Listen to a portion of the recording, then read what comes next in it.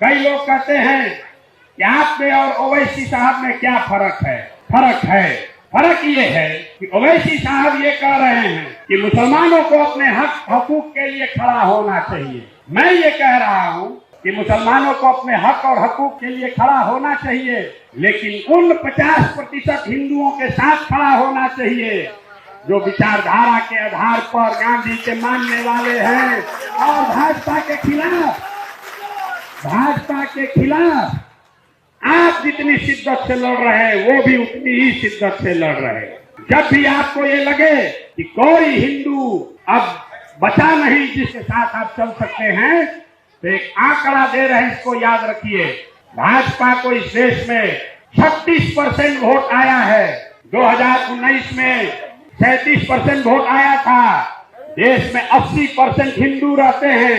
अगर 80 में 37% वोट आया, इसका मतलब है आधे से ज्यादा हिंदुओं ने भाजपा को अभी तक नहीं स्वीकार किया।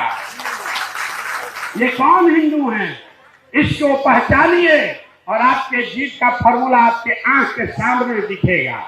आप देख रहे हैं कि यादव है कि दलित है कि पंडित है, हम आपको बता रहे हैं ये कौन हिंदू हैं जो भाजपा के खिलाफ खड़े हैं। जो गांधी को मानने वाला हिंदू है, वो चाहे बनिया है कि ब्राह्मण है कि दलित है कि कुशवाहा है, वो भाजपा को नहीं मानता है। जो अंबेडकर को मानने वाला हिंदू है, वो किसी भी जात का हिंदू है, वो भाजपा को नहीं मानता है।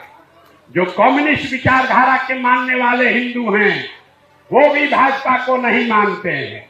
और जो पुराने सोशलिस्ट लोहिया जयप्रकाश को मानने वाले लोग हैं, वो भी भाजपा के विचारधारा को नहीं मानते।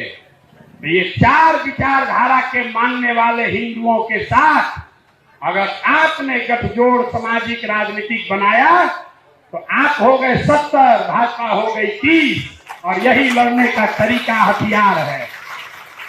यही हथियार है जिसको मैं यहाँ बिहार में बनाने की कोशिश कर रहा हूँ।